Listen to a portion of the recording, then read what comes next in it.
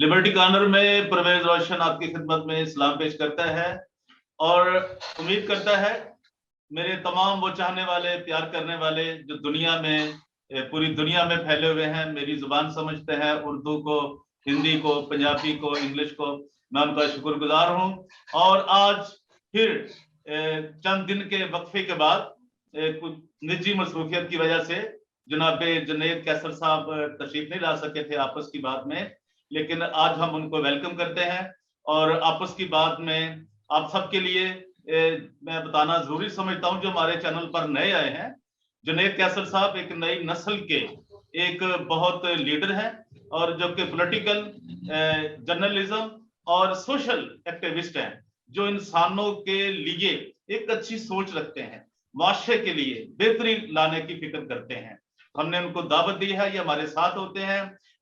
जुनैद कैसर और परवेज रोशन के साथ आपस की बात जुनैद कैसर और परवेज रोशन के साथ, ये हमारा एक सेगमेंट है, हमारा एक प्रोग्राम है जिसे आप देख सकते हैं हमारे चैनल पर।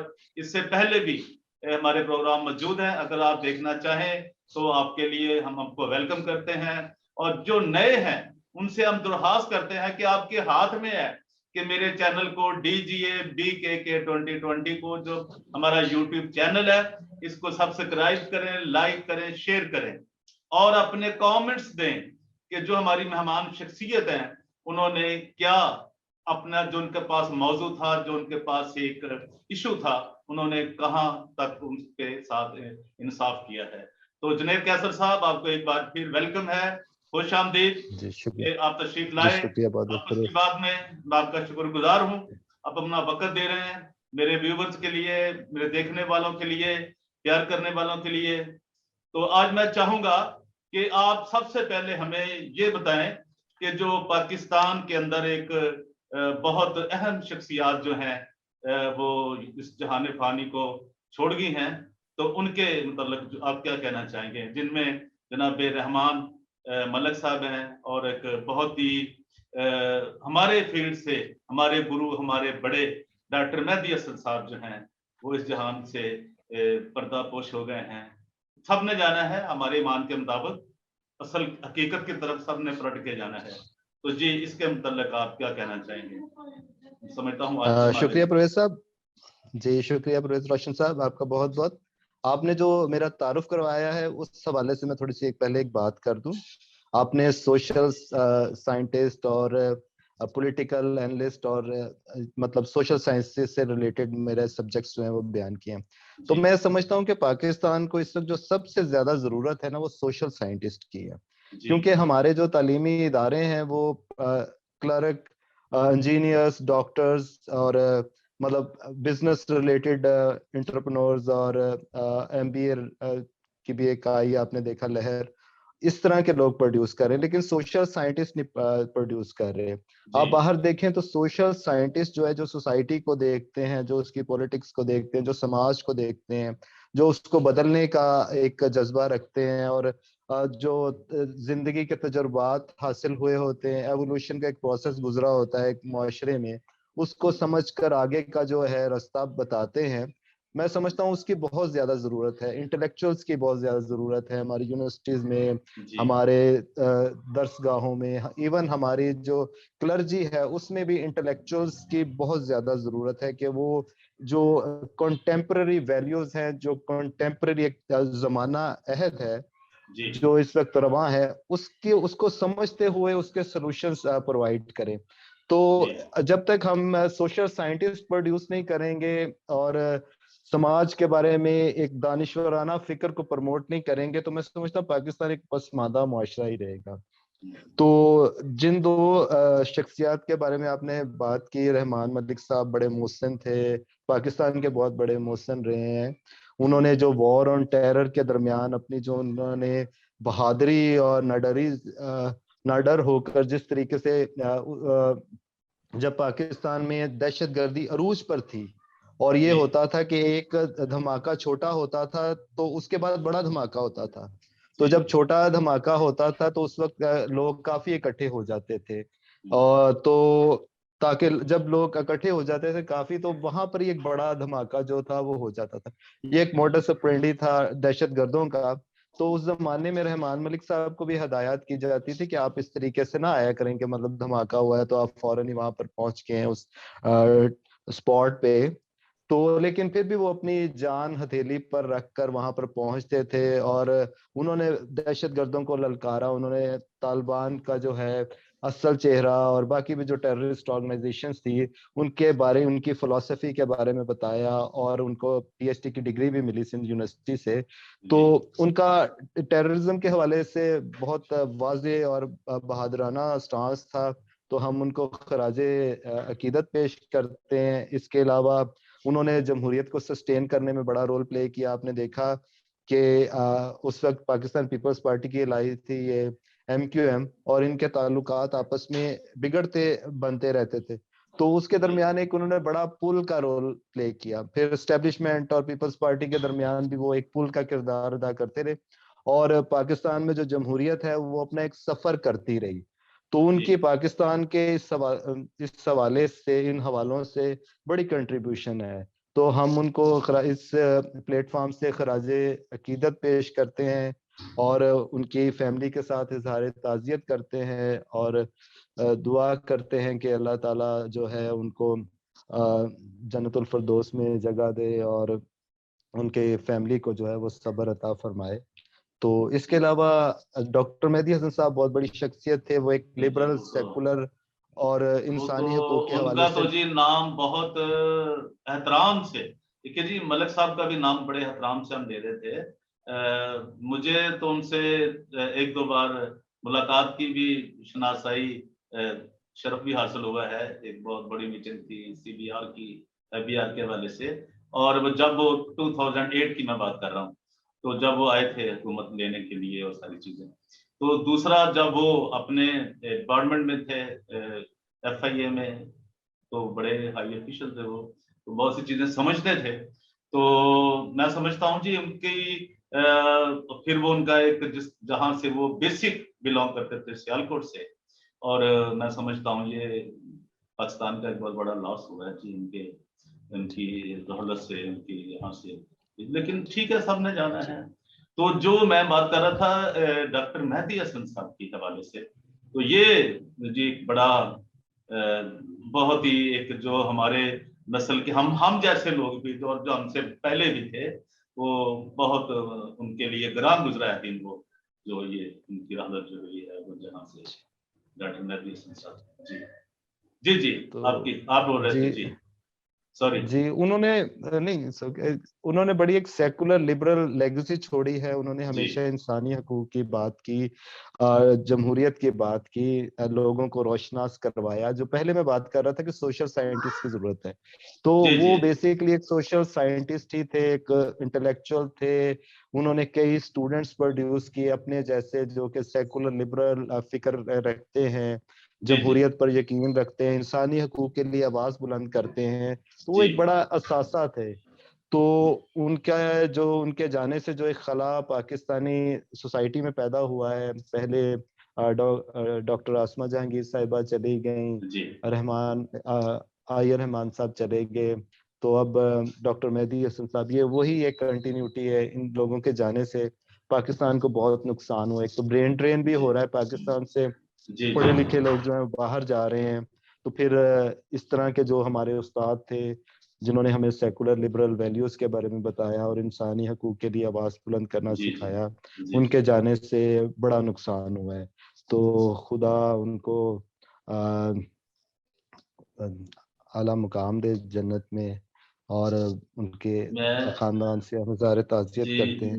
मैं सर एक उनके लिए ये कहना चाहता हूँ, डॉक्टर मेहदी हसन साहब मेरे तो बहुत बड़े, उनको तो एक लाख सलाम है कि जो सहाफत आपको नजर आ रही है पाकिस्तान के अंदर, जी डॉक्टर मेहदी हसन साहब के, ये सिर्फ उन्हीं का ही समझे, ये उन्हीं की एक स्ट्रगल है और उन्हीं का ये दिया हुआ है। मैं ये कहता हूँ हम जैसे लोगों के लिए, जो हमने सीखा है। हम तो हमेशा सहाफत की शक्ल को बगाड़ते रहते हैं। ये मुन्नो भाई ने कहा था कि हम लोग जो हैं सहाफत की शक्ल को बगाड़ते हैं, और डॉक्टर मेहदी हसन साहब जो थे वो संवारने में लगे हुए थे, वो संवारते रहते थे जो हम गलतियां करते थे सीखने के लिए जो बड़े। तो ये मैं समझता हूँ एक उनका इस दुनिया से चले जाना एक ठीक है, हर, लेकिन वो अपनी एक बहुत कुछ अपने पीछे छोड़ के गए हैं। तो मैं समझता हूँ उन्होंने बहुत बड़ा काम किया है और बहुत से लोग उनकी राह पे चल रहे हैं। अभी नजर तो शायद नहीं आएगी, लेकिन ये सिलसिला कभी रुकने वाला नहीं है। जो डॉक्टर मेहदी हसन साहब का उन्होंने जो काम किया है, मैं ये समझता हूँ उनको एक बार फिर जी सलाम है डॉक्टर मेहदी हसन साहब को। जी जी जुनैद जी साहब। उन्होंने सहाफत को ही नहीं संवारा, उन्होंने समाज को भी संवारने की समाज को। कोशिश की। वो एक जी जी जदीद जी वैल्यूज की बात की कि इंसान जो है वो अहम होता है, बाकी जी जो जी है जी। आपके अकायद जो है वो पर्सनल हैं। वो तो ठीक है, आपकी वो तो इंसानी आपकी हकूक। जात है ना जी, वो तो आपकी जात है ना, वो तो आपका जात, जिसको जी आपको चीज अच्छी लग रही है, जहां से आपको कोई स्पिरिचुअल आपकी इंस्पायरेशंस हैं, जी आप जहां से जिससे मुतासर हो रहे हैं, और फिर एक लाइफ का जो वे ऑफ लाइफ है उसको आप अडॉप्ट कर रहे हैं। लेकिन जो उन्होंने बात की है, उन सब इंसानों की बात की है डॉक्टर साहब ने।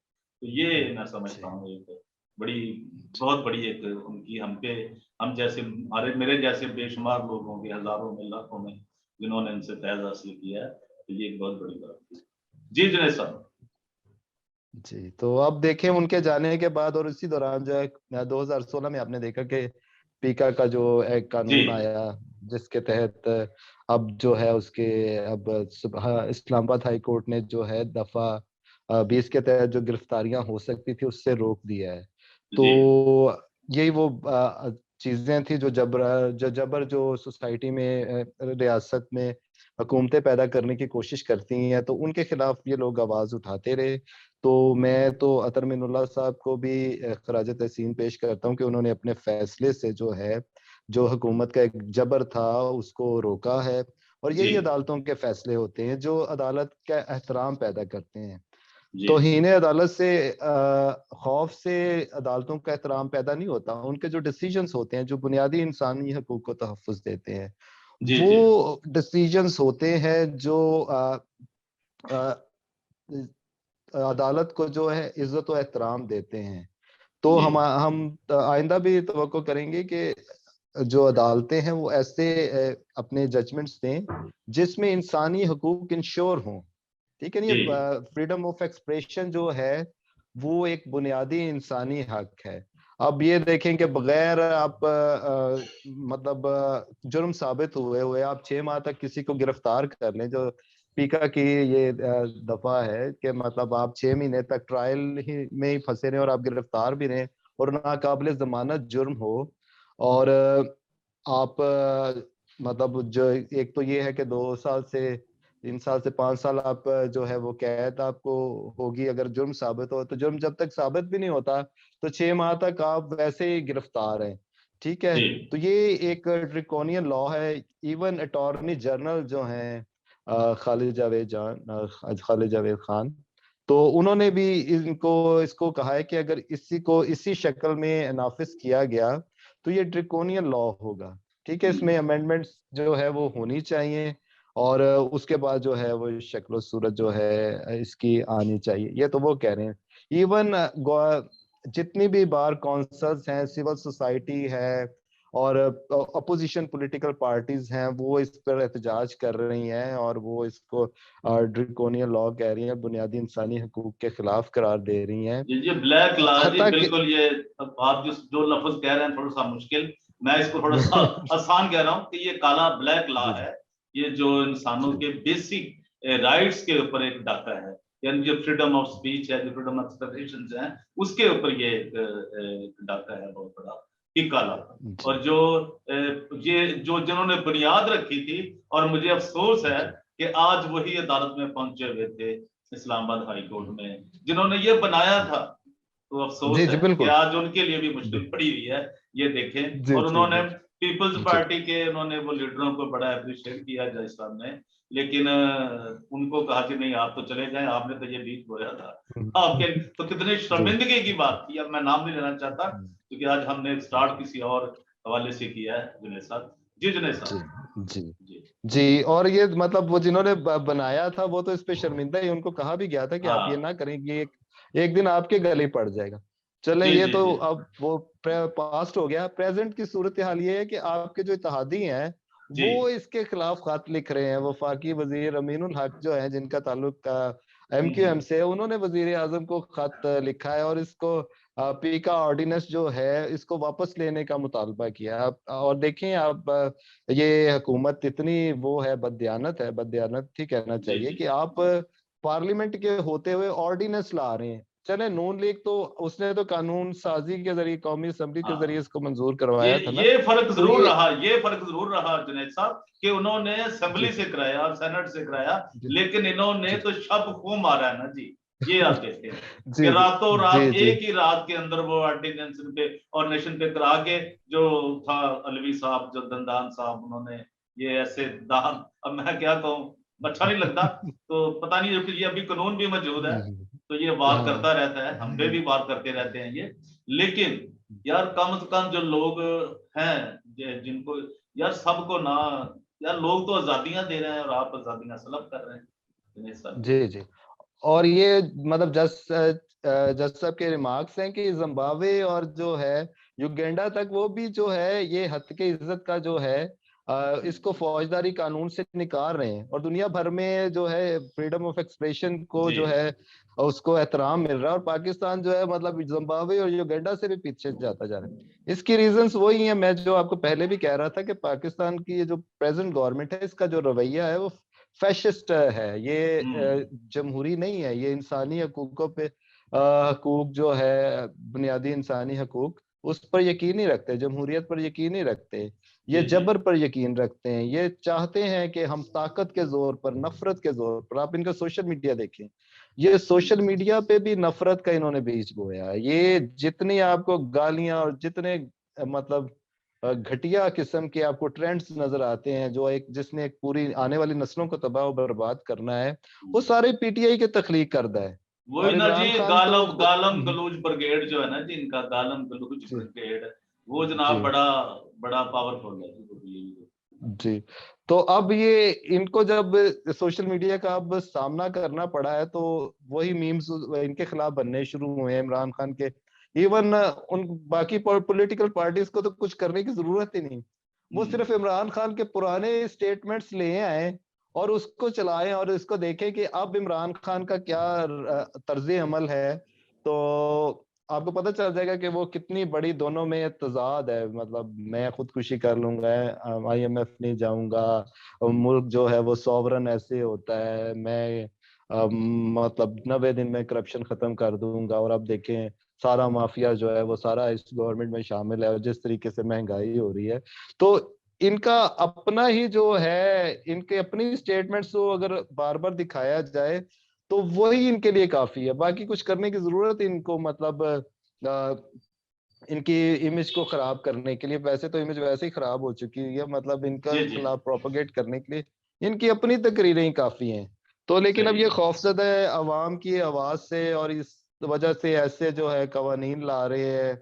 और अब बाकी जितनी भी तंजीमें हैं वो अदालतों में भी गई हैं, उन्होंने इसके खिलाफ करारदाद भी मंजूर की हैं। और ये एक ऐसा दौर है, आपको भी पता है कि आवाजों को दबाया नहीं जा सकता। आवाजें नहीं जो नहीं, हैं वो बैंकॉक ये से भी आ नहीं, रही हैं और लाहौर से भी आ रही हैं। जी ठीक जी है ना, जी, ये तो आवाज, सफर रुकने वाला नहीं है। नहीं, आवाज को रोकना बहुत तो मुश्किल है। आवाज नहीं जी रुकती, जी आवाज नहीं रुक सकती जी सर, और रुकेगी भी नहीं। जी ये भी शायद उनकी गलत फहमी है कि हम रोक जी जी लेंगे, बिल्कुल। ऐसा नहीं हो सकता। तो थोड़ा सा हमें ये भी बताइए जुनैद साहब, कि ये जो अभी अदम एतमाद के हवाले से जो ये नो कॉन्फिडेंस है, वोट ऑफ नो कॉन्फिडेंस, इसके हवाले से क्या पेशरफ्त हुई है? अपोजिशन जो है, हमारे जनाब आसफ अली जरदारी साहब, जनाब शहबाज शरीफ साहब और मौलाना फजल रहमान साहब, वो क्या, और चौधरी बरादरान जो हैं वो कहाँ तक कामयाब हो रहे हैं, या कैसा आप देख रहे हैं इस तनाजुर में, जो मीटिंग पे मीटिंग हो रही है, मुलाकात पे मुलाकात हो रही है, इसका क्या आप इस समझते पे हैं? इस पे तफसील से कल परसों बात करेंगे, लेकिन मैं बुनियादी एक बात कर देता हूँ। जी जी पहले जो मुलाकातें हो रही थी वो 1-to-1 नहीं हो रही थी। जी, ठीक है, मतलब शहबाज शरीफ और जरदारी साहब के दरमियान 1-to-1 नहीं हो रही थी। ठीक है, सही अब है। ये फाइनल स्टेज पे पहुंच चुकी हुई बात। मतलब दरमियान वाले, एक तो होता था ना कि कोई पैगाम रस्सा पैगाम लेके जा रहा है, तो फिर पैगाम रस्सा लेके आ रहा है पैगाम। हम्म तो अब वो वाला सिलसिला नहीं है। अब वो जो है ना हतमी हल की तरफ जो है ना वो चीजें पहुंच चुकी हुई हैं। इस वजह से उन्होंने बराह रास्त मीटिंग्स करनी, ठीक है, बराह रास्त जितने भी बड़े लीडर्स हैं वो आपस में डायरेक्टली बात कर रहे हैं। जरदारी साहब कर रहे हैं, मौलाना फजलुर रहमान साहब कर रहे हैं, शहबाज शरीफ हैं, जो मतलब मेन डिसीजंस मेकर्स हैं पॉलिटिकल पार्टीज के। वो अब सही है। बैठ के हैं और वो अब इसको जो है हतमी शक्ल जो है वो दे रहे हैं। तो दिन ब दिन जो है वो सूरत हाल भी क्लियर होती जा रही है। जो इत्तेहादी भी जो हैं वो अ, मतलब किसी वक्त भी जो है, अभी आपने देखा होगा एमकेएम वालों ने कहा है एक शो में आसमा शराजी साहिबा के जी खालिद मकबूल सिद्दीकी साहब ने, उन्होंने कहा कि हम बॉर्डर लाइन पे खड़े हैं। ठीक है, मतलब बॉर्डर लाइन का मतलब यही है कि एक कदम उधर किया तो बस खत्म। सही ठीक, है। बॉर्डर चलिए, लाइन पे तो यही ये जो उनके भी जो फैसले होते हैं अभी वो भी फिर फैसले ही करते हैं जो जी उनका जी जो उनका रिएक्शन आता होता है वो हमेशा पाकिस्तान के अंदर जो उनकी एक ताकत है उसे आप डिनाई नहीं कर सकते, आप उससे मुनहरफ जी नहीं जी हो सकते। और फिर वो फैसला जी कुन जी वोट डालते हैं। ये एक बहुत बड़ी जी जी अचीवमेंट है। तो जी थैंक यू जी जुनैद साहब, आज के लिए आपने टाइम मोस्ट दिया वेलकम। और आपस की बात में आपने हमें, मेरे नाजरीन को, व्यूवर्स को, पूरी दुनिया में जो हमें प्यार करते हैं और वो जो मालूमात से, इंफॉर्मेशन से आगाह रहना चाहते हैं, जो लोग पाकिस्तान की बदलती ही सूरत हाल से वाकिफ रहना चाहते हैं, उनके लिए आपने बहुत कुछ और बड़ा क्रिस्टल क्लियर आपने चीजें बताई हैं। तो आपका बहुत बहुत शुक्रिया। तो आपके हाथ में है, अभी थैंक यू तक सो मेरे मच। नए आने जी वाले दोस्तों ने, प्यार करने वालों ने, जो इस चैनल पे नए आए हैं, वो इस चैनल को जरूर DGA-BKK 2020 को सब्सक्राइब करें, लाइक करें, शेयर करें।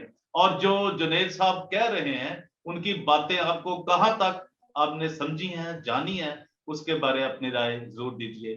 Thank you very much, God bless you all, thank you very much. शुक्रिया, थैंक यू।